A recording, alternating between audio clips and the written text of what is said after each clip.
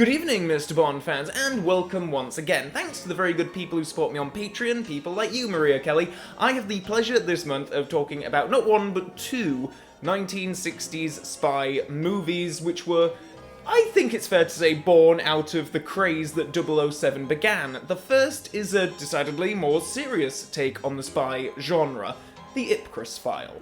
The film stars Michael Caine as Harry Palmer, a British army sergeant who is now working for some security service as a kind of penance for past criminal activity. At the start of the film, a prominent scientist named Radcliffe is kidnapped and his security is killed. Palmer is drafted in as a replacement for the dead security agent and must work as part of a team led by a Major Dalby to try and find the missing scientist. So that's just the jumping off point for the film, and I'm not going to go into much else plot-related, as quite frankly, there's an awful lot going on, and it's quite complicated, and at times I had to go back and re-watch certain parts of the film because I missed a name, and it's a lot of middle-aged guys talking, and it's hard to tell them all apart, and the plot itself is probably the part of the film that interested me the least. I like individual scenes and characters, but overall I found the plot to be confusing, and the film felt much longer as a result of the relatively slow pace of action. And don't get me wrong, there are story developments in pretty much every scene, characters are following up leads and the plot is constantly moving. It's just that when entire plot points kind of revolve around people in rooms talking about people whose names you've forgotten because everyone kind of looks the same, it can be kind of difficult for a first-time viewer to keep up. It's a much more grounded and realistic take on the spy genre. As a result, the flourishes of action that are in the film are quite gritty and unstylized. There's one fight sequence in particular outside the Albert Hall that springs to mind that just feels like a couple of guys fumbling around on the floor. Where the film excels for me is in other areas. I mean, first of all, the cast, led of course by the great Michael Caine.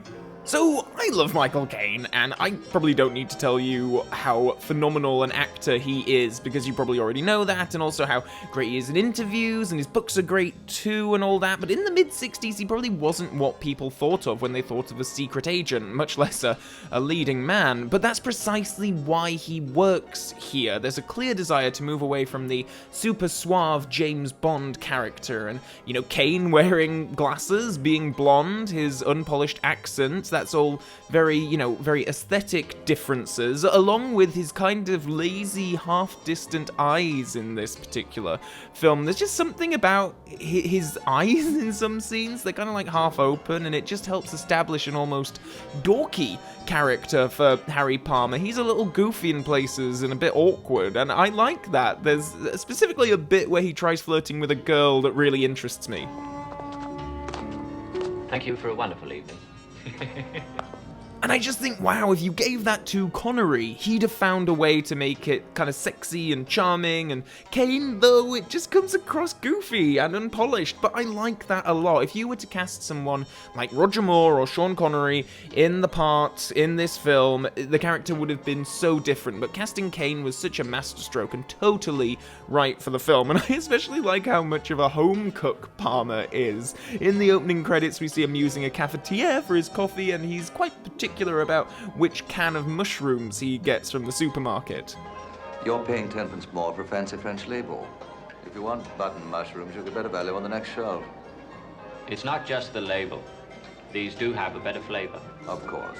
It's a nice little character detail and something that was quite controversial at the time, surprisingly, or at least according to Michael Caine in this pretty funny interview segment. And then they saw the rushes where I cooked a meal for the woman. And they went, everybody to say it's a fag. I mean, it's cooking. I mean, this is a fag. I mean, John Wayne wouldn't cook anything for anybody. It looks like a faggot cooking. And these guys are saying letters like that, saying, cut the sequence where he's cooking.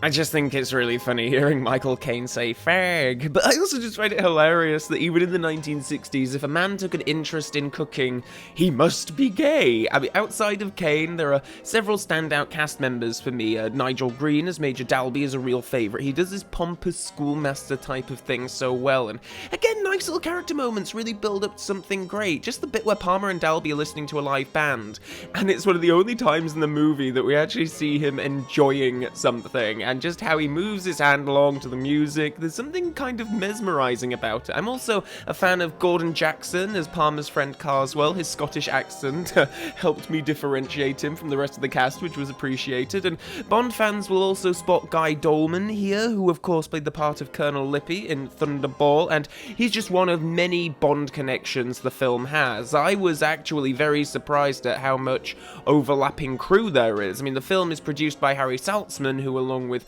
Albert R. Broccoli produced the first 9 Bond films, and his presence here surprised me somewhat.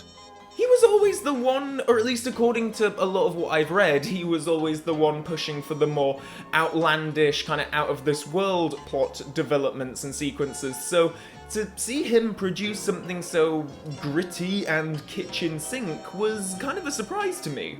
Similarly with Ken Adam as the production designer, I associate him with crazy, bizarre villains' lairs and war rooms rather than realistic back rooms and basements, though I do appreciate that this version of London is so realistic. It's certainly a version of London that I am more familiar with. But there's also editor Peter Hunt and Norman Wanstall, who works on the sound, and even John Barry is here doing the film's music, which is really terrific, and there are some lovely catchy themes throughout. The director of the film is Sidney J. Fury, and his cinematographer is Otto Heller, and I mention them because I absolutely love the look and visual style of the film. Almost every shot is so well composed and interesting, some extreme angles, and so much of it is shot from behind doors and objects. It feels like you, as the audience, are spying on the events of the film, and while the fight scene I mentioned earlier outside the Albert Hall lacks in action, I absolutely love that we see the whole thing from inside a nearby telephone box. It is a beautiful film that revels in its grittiness and how ugly and unflattering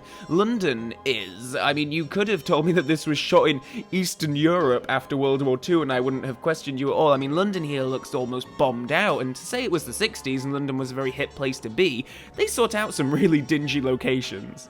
And it fits the film perfectly well, of course, the lack of glamour. I just wish I found the story more compelling.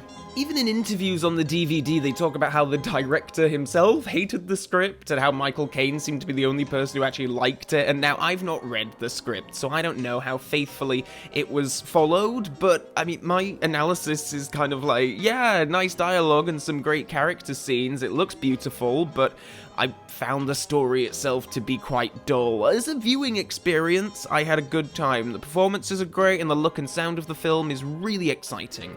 Recommended for those who wish to seek out further examples of British 60s spy thrillers, but not one that I'll be returning to especially quickly. So that's it for this time, Bond fans, but be sure to join me very soon for the next 60s spy movie I will be looking at, which is Our Man Flint, which is something that I'm really looking forward to seeing. I've never seen it before. It's been recommended to me several times on this channel by people in the comments, so I'm looking forward to seeing that. And of course, if you would like to leave a comment about the Ipcress file, then please do so below, and please head over to my Patreon page to check out details about next month's non-Bond spy movie poll and how to vote on there and all that kind of stuff. And until next time, Bond fans, so long for now.